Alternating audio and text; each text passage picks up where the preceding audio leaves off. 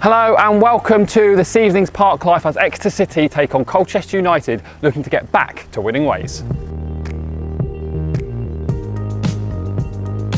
Coming up on today's show, we hear from defender Rory McArdle, Exeter City fan Sharon Parsons, and we get a view on the opposition from Matt Hudson. But first, let's take a look back at Saturday's match against Oldham Athletic.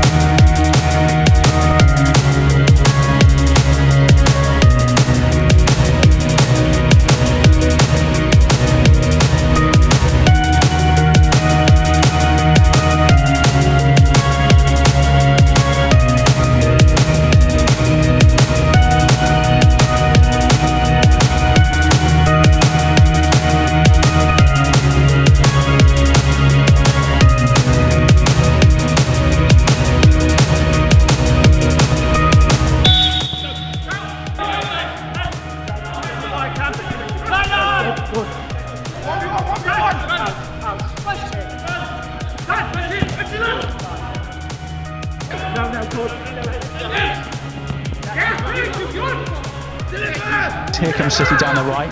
Caprice looks up, delivers from a deep position. Matt Jay's error. Martel, what a save! Back to Williams, he smashes it in, and City take the lead. Ian Moore is absolutely furious because he made a great save from Matt Jay's initial header, but Randall Williams was there to thrash the ball high into the roof of the net. 12 minutes gone. It's Exeter City 1, Oldham 0. Absolutely fantastic goal there from Randall Williams, and again well deserved.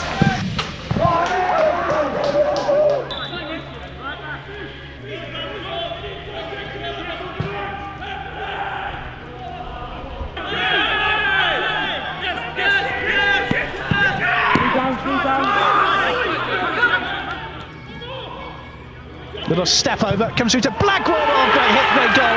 And Oldham are level. It was really nicely worked down the right-hand side. They switched it out to the left, and Blackwood plants it beyond Andreasen. Danny Rowe, little Roberto Carlos does have a strike, hits it brilliantly. What a goal that is! Absolutely fantastic from Danny Rowe. He's smashed it.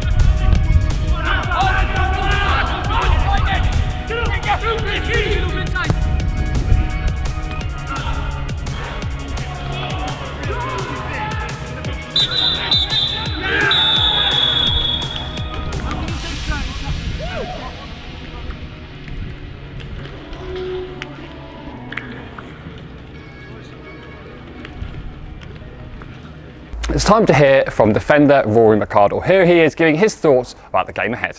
What are you expecting Colchester to bring tomorrow? I mean, in the past, we've had some very tough challenges with them. We obviously had that win in the playoffs last season as well, but we've had a lot of very close games over the last few years with them. Yeah, I think it'll be very similar. I think as their team's pretty similar from what they had last year. So from that point of view, it'll be pretty settled. They'll be used to each other. So that they'll have the same sort of expectations, I think, as what they had last season. So it's going to be another tough game. I think it's one that we've got to make sure that everybody's sort of tuned in and making sure they're focused on their individual jobs, because otherwise it'll turn into a tough game. I'm sure they'll have spoken about how their sort of season finished last season.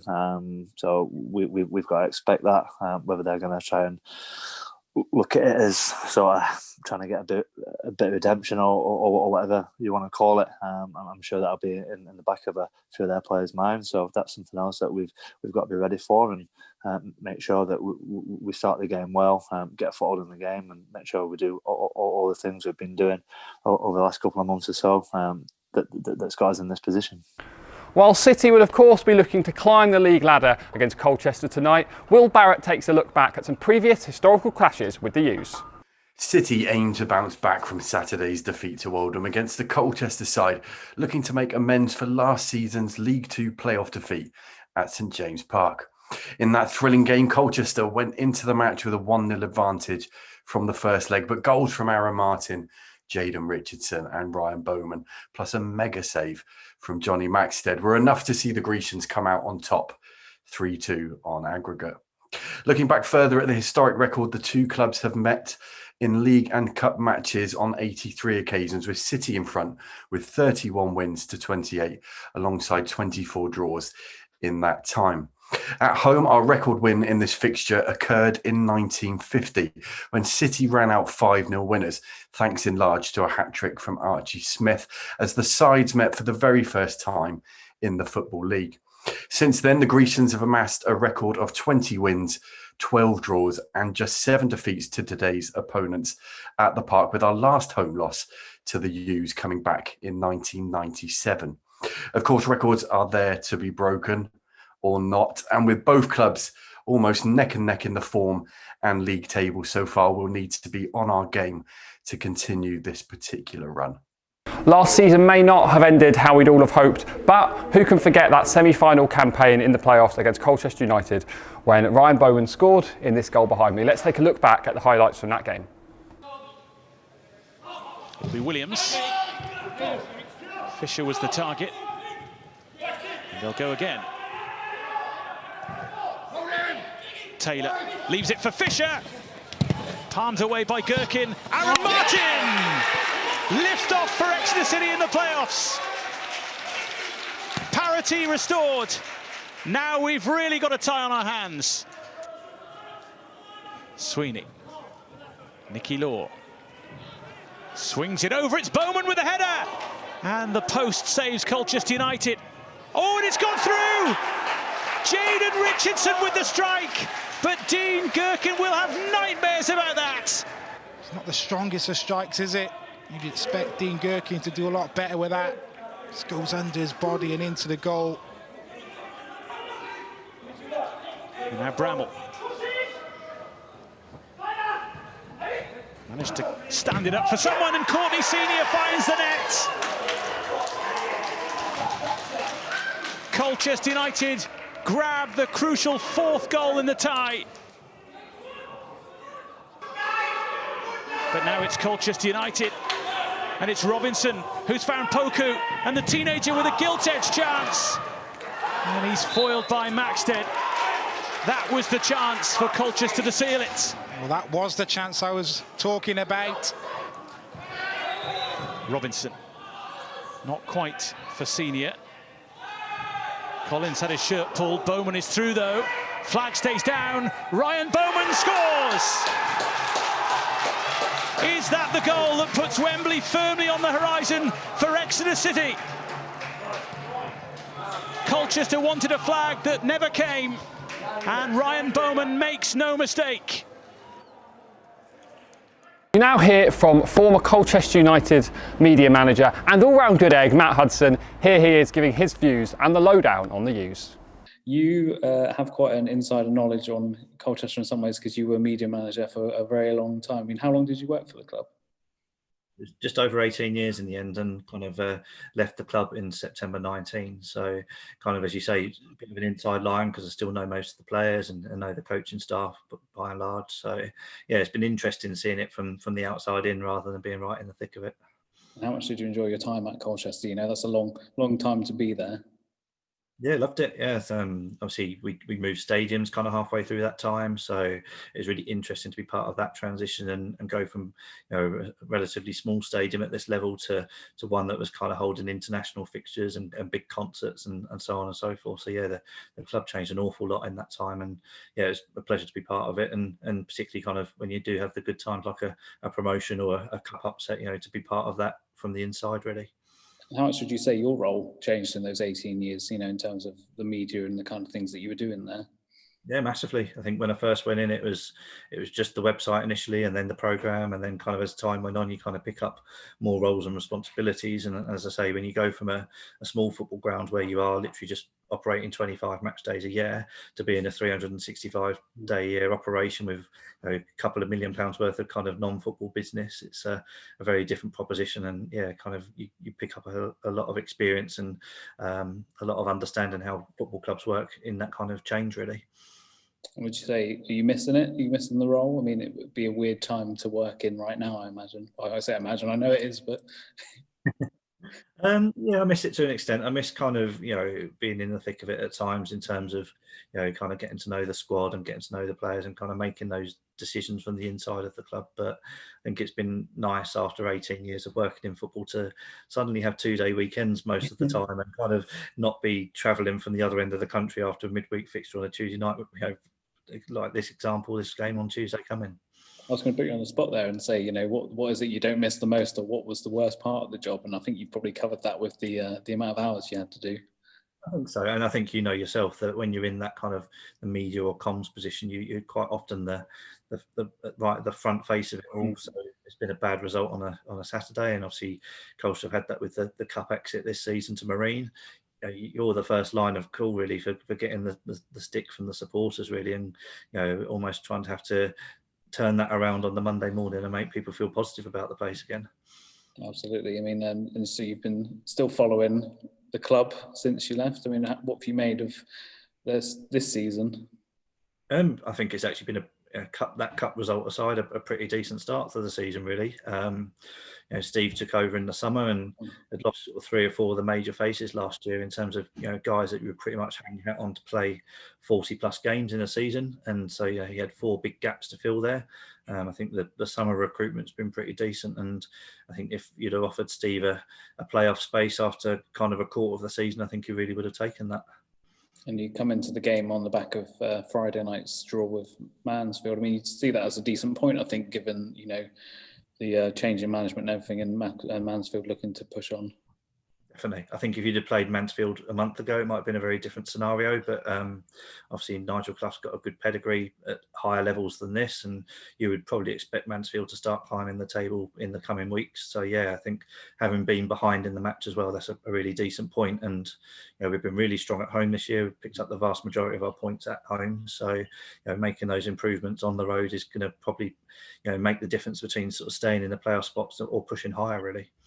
I mean, we can't not mention, last season and the playoff semi-final matches. I mean, does that give extra emphasis on Colchester to really come here and get a result, given what happened, back in May? I think so. I think it was particularly having taken the first leg lead. I think and the way even that the game itself unfolded. I think we probably finished the stronger in the 90 minutes in the second leg as well. And I think probably there was, for the lads that were there last season, that would have stung a bit. And there'll be some part of them that want to put that right this for the game on Tuesday night. I think certainly over recent years, Exeter certainly have always been in and around it at the top of the table, but the games between the two sides have been pretty evenly contested, I'd say, and there's not often much between them. So this is a good chance for both teams to maybe put down a marker against a side that they would expect to be up there with them as the season kind of goes on. Absolutely. I mean, who, for our fans watching, who should they be watching out for on the Colchester side? Who would you say were the danger men? I think probably his goal record speaks for itself in recent weeks. That Giovanni Brown had kind of had a bit of a stop-start first season with us, but has been reinvented under Steve Ball so far this season. Steve's pushed him up into the 9 rather than playing in the 10, and he's had a real kind of positive start to the season. He's in double figures already, 2 hat-tricks already. He's full of confidence at the moment, and if he's on song, then I think the whole team tends to play well. And then Cohen Bramall is probably the other one for me. Defends well, but also offers a hell of a lot of attacking threat in the final third, and he's not bad on set pieces either. So I think again, if those two are on their game on Tuesday night, then it will be a really good opportunity for Colchester to get some kind of result. And will you be tuning into the game on iFollow as well? I think so. Yeah, I think it's been interesting. Again, as I mentioned to you before, I think kind of both teams will see this as a marker of, okay, whereabouts are we this season? With 12 games in, we're kind of in the playoff spots, but this is a team that we would expect to be up there with us. So can we get a really positive result? Would you take another point? Potentially, I think so, just to make sure that Exeter don't kind of get any further away from you. But equally, if we can pick up all 3, then I think going into December, where there's a real flurry of games, I think it's a real good start to begin this next period of the season with a positive result. I think it's all set up for a very good match under the lights, isn't it? I'm going to have to push you finally for a prediction. What do you reckon it's going to be? I think it will be a battling 1-0 to us if I had to kind of pick any result. I think kind of in the early part of the season, Steve had obviously lost his right back in Ryan Jackson and kind of a centre half in Luke Prosser, and it kind of took maybe a few games just for the back 4 to get settled. But I think he's kind of found his formula there now, and Tommy Smith brings a lot of experience in there. So those away games where you really need to dog it out and try and get a clean sheet, I think we're well set up for that now. Brilliant. Well, thanks for taking the time to speak to us, and hope you enjoy the spectacle tomorrow from your living room. All right, thank you. In the week, we put your questions to Jack Sparks, who scored for City against West Brom on Tuesday night. Here he is answering your questions and his thoughts about finally not hitting the crossbar. We'll move on to the fan questions now. We've had lots of questions coming in yesterday and today. We'll start off with a classic that I haven't asked yet, but it always catches my eye. Andy asks, Ronaldo or Messi? I don't know. I'm always torn between that argument. I think if I week in, week out, I'd probably say Messi. But if I was in a big game, like a semi-final or a final, I think Ronaldo. So I'm not sure really. Messi's like fantastic dribbling of the ball and goals and everything, like Ronaldo. But I think in a big game, I'd have Ronaldo. I think that's about right, actually. I think I'll go with you on that one. On a slightly different tangent, Omri asked, what's the best bit of advice you've ever been given by a coach?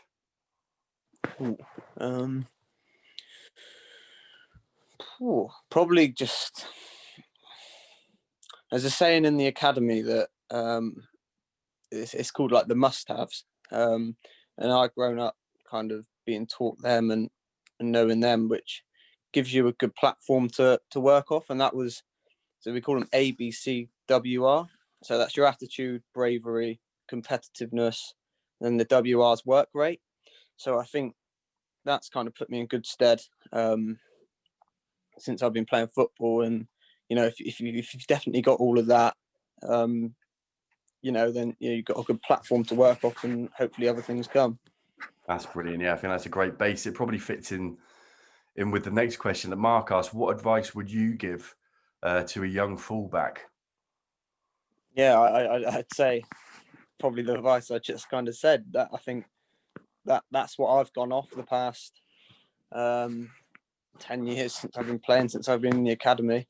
So I don't think, obviously other people have had different opinions and different pieces of advice, but I think if your attitude's right, your bravery on the ball, and to make decisions, your competitiveness, so you're always at it, you're always going in for tackles and working your hardest basically, and then your work rate. So I think if you've got them, then you've got a good chance. Yeah, brilliant. Absolutely brilliant. Jack also asked this is a good one. What were your first thoughts when you were announced in the starting 11 for City? What game was that? I can't remember what game that was. Is it this season or last season or like No, I think it's kind of where the very first time you saw your name up on that team sheet. What went through your head? I think we would have done a couple days before we would have known the squad. So I think it was just give myself the best chance, get myself ready. Just try my hardest, just to not give the manager at the time. I can't remember. I think it might have been Tiz at the time, but give Tiz kind of an opportunity to not play me again. So just do everything possible I can to stay in the team and prove why I should be playing. Superb. Just focus and stick to the task, I guess, is the main thing, isn't it? I like this one from Jacob Barton. He said, which Exeter City players would you pick in a five-a-side team? Ooh. You're allowed to pick yourself as well. It's up to you. No, I'm not really a five-a-side player. Current or players from last season, a couple of years ago, or God, I think let's go for any five-a-side team you want to put together. I think. Okay. So I definitely have MJ in there. Definitely. In goal, I'd have Christy Pym. I'd have Woody in there because he's calm. I think I'd probably have Jake Taylor because he rats about a bit, makes tackles. Split the play up a little bit, and then probably I'm not sure really for the fifth. I'll put myself in there then. Go on, give yourself a game. Yeah, I'll give myself a game. I think the thought you put into that, you'd have to be player manager as well, wouldn't you? Yeah, might do. CTID1 would like to know what you consider to be your best attribute on the pitch. I'd say probably my crossing. I work on that a lot in training. I want to provide as many assists as possible. And obviously from out wide, crosses are a big thing for me. Whether that's like crossing from deep or, cutting the ball back, different types of crosses. But I think crossing. Solid. And Morgan asked, what has been the highlight of your career so far? I'd say there's two that sticks out. Well, actually three. Probably my first goal for Exeter. I think that was against Yeovil. Well, I've only scored one, so against Yeovil. That was one of my first appearances. My debut when I come off the bench against Swindon. And then probably Wembley. Coming on at Wembley, that was quite a proud moment. It's a big stadium. It was a lovely moment. Obviously, without the result, but I'd say Wembley as well. Yeah, it's still an amazing thing to have experienced, isn't it? And to achieved. Paul ECFC Sussex asks, do you have any misunderstandings given the similarities between your surname and Tom Parks? Sometimes, not really. Sometimes when I look at the team sheet, it's difficult to work out whether it says Sparks or Parks sometimes. But no, I think we call Tom Parks Parksy, and I'm Jacko Sparksy. So we kind of know who someone's talking to if they say one of our names. You find your way around it, don't you? Yeah. And then finally, the last question. Don't want to give too much away, but Ed asks, what is your goal gif? And can we see it soon, please? I'll have to score, won't I? Keep that. It's not very... it's not great. It's my personal... what I enjoy doing, I think if anyone's watched the interviews before, what I like to do in my spare time sometimes, then I think they might have a little incline to what it could be. But you have to wait and see. Nice. I like that, Jack. Just a little clue there. Jack, thank you so much for talking to us today. Keep up the good work and hopefully we see that goal gift soon. That'd be nice, won't it? Thank you. Get on.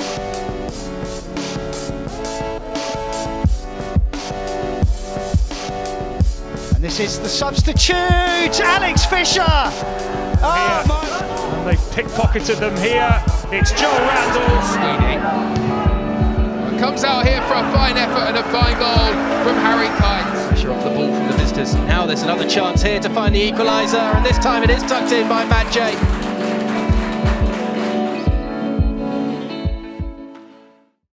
It's now time to get a view from the Grecian camp. Here we are with Exeter City fan Sharon Parsons, of which we've got two. And apologies, Sharon, I am sat on your husband's lap. Here's what Sharon had to say. I'm guessing, like everyone, you're really missing the football at the moment, seeing as you don't really miss a City home game. Yeah, it's been really odd. It's been good to be able to catch up with the games on iFollow and actually see what's going on, rather than rely on just radio commentary. But just not being at the park, not being there with the guys, and not being there with friends, and it's a very big family atmosphere at SJP, and that makes up the atmosphere of a match day. So yeah, you really notice when that's not there. But we've been doing as best we can without it. Is it that the thing you miss the most, that whole family aspect? I mean, I know when I, popping out the office, I always see you in the centre spot with your mates, and that. And, it's the thing, isn't it? The whole day it's more than just the football, isn't it? It is. It's from that minute you catch the bus into town, and then you wander up to centre spot and table, see what Fekres have got on at the bar today, and then slowly people gradually come in, and you catch up. You might have seen them at an away game the week before, or you might be going to see them at an away game in the next week. So you have those chats and those conversations. Or again, you might not have seen them for a couple of weeks because they've been off on holiday or whatever. And yeah, that whole social interaction it is, I think, the thing that I miss the most. The football is not the same watching it on iFollow and on the telly, but yeah, the friends, the catching up with the friends, that's the bit I miss. I mean, do you find it's very much an escape from the reality and the 9 to 5 Monday to Friday? It's something you really look forward to, isn't it? Definitely. And especially during lockdown as well, I've noticed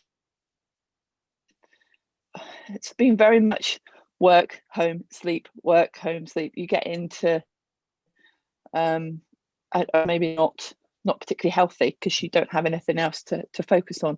So especially the last couple of weeks, having the FA Youth Cup, the EFL Trophy, the EFL Floodlit Cup, all these sort of football things, I can follow City and it can distract me for a couple of hours from the mundanity of normal life. I mean, how have you and Andy found trying to replace that with watching games at home? Do you try and make a bit of an experience of it rather than just watching it in front of the TV? We do. We get up on the laptop. We plug that into the big screen so we can see it on the main TV. So it feels a bit like we're watching it on Sky, even though it's not. And then we'll try and have a few beers around. We'll try and catch up with friends during the game. We've got a WhatsApp group with some of the people that we normally go out with either before or after the match, and kind of chat to them. Zoom and technology has been a godsend, I think, through lockdown. From your guys trying to get us to feel that we're there as much as possible with Park Life and with the 360s and broadcasting games on YouTube. It's been really helpful. So yeah, things like that, I think, to try and still feel part of everything. I think everyone's probably thought it as well, but I can't imagine what it would be like if you went back 5-10 years and we're in lockdown now without the way technology is now. I mean, I think it'd be a whole lot worse, wouldn't it? It would. I honestly don't know how I would cope without being able to communicate with people. I was very lucky. I feel lucky during lockdown in that I got to keep working. So I got to get out every day and see people. And I can't imagine how hard it must have been for the people that had to stay at home, didn't see anybody outside of their, what do they call it, social bubble. I imagine that must have been very hard for people. Definitely. I mean, I guess we should probably chat about the football as well. What have you made Yeah, of the start, really? I mean, I know, the unbeaten run came to an end like it was always going to, but on Saturday. But, if you look at where we are on the table and what Matt's probably said at the start of the season, you'd probably be happy with how it's going so far, I guess. Very happy. Yeah, very happy. We've had solid performances. I've been very impressed with our youngsters that have come through. That's Harry Kite and Joel Randall. It's been great to see them stepping up and really putting themselves into the team, and it must be very hard for them not having the fans there, but also not having their family around them when they're doing playing their games. But yeah, no, I'm very pleased. And yes, we lost yesterday, but you don't win every game. I think you'd have to be exactly. So yeah, no, more than happy with how it's going. Awesome. And tough test what day? On Tuesday night, not tomorrow. Colchester, a team we've had quite a few games with recently, obviously with the playoffs and everything. So that's going to be an interesting one with them. Us sort of both around the same positions in the table, isn't it? It is going to be quite tight. Yeah, as you say, we're all very balanced in the table at the moment. They're only not that far behind us. So it will be interesting to see what sort of team Matt puts out, whether he sticks with what's worked before, or whether he decides to mix it up a bit and try something new. But yeah, I'll be nervy. You think they've got quite, they'll be wanting to avenge that playoff semi-final defeat, you'd imagine, as well. So there's quite a lot riding on it for them. There are, yeah. It's always hard playing the teams that we've beaten in the playoff semi-finals, and obviously that we've had quite a lot of that recently. But yeah, you just need the boys to just stick with it and show them that we can beat them. And sadly picked up quite a few injuries at the moment as well, it seems. So it's going to be interesting to see how the squad copes with this very hectic schedule. Yeah, I don't know whether the extra substitutes, whether that will help or affect the decisions. Yeah, it'll be interesting to see what happens. It's good, but then again, I guess it's good to have quite a deep squad and all those young players who are eager to, when they're given the opportunity, make their mark. Like you sound like Harry Kite and Joel and Josh. That's true. Yeah, if there's no point bringing all these people through the academy and then not giving them the opportunities to prove themselves in the first team. And so far, they've all shown that they have what it takes to make that leap. And they've been proving that week in, week out, which is brilliant.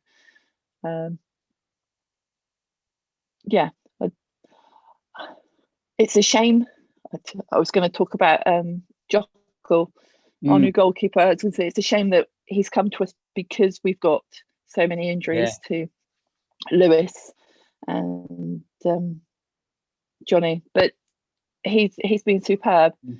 And I'm sure Harry Lee, excited as he was that he might get the opportunity to make his professional debut, was a little bit relieved as well that he didn't get thrust into it in such a sudden way. Is it nice to see the response of the likes of Joel, Josh and Harry as to when they do play and do well, and just how much it means to them and how excited they are about playing in the team? Yeah, their reactions when they on Twitter or even after the game, when they're when you're speaking to them or Zandy's speaking to them, it's great to know that they feel proud of what they've done. They're really pleased with how they're performing. Because we don't get to see that and join in with that on a match day. So that's good to know that that's still there in their heads. And just to finish up, well, I'm going to have to ask you for your prediction on Tuesday night. How do you see that one going? No pressure. I don't think anyone's got one right today. Oh, okay. I'm not going to go out for a win because I think maybe just take a little bit of time after yesterday's match. But I'm going to go 1-1. Excellent. Thank you so much for joining us on Park Life this evening. We really hope you enjoyed the game, which of course you can catch on iFollow for just £10 with a match pass. Of course, season ticket holders, you know what you need to do. Also catch the game on social media, Twitter, Instagram and Facebook throughout the evening, and we'll have all the reaction afterwards. Let's hope for a City win. Come on the boys!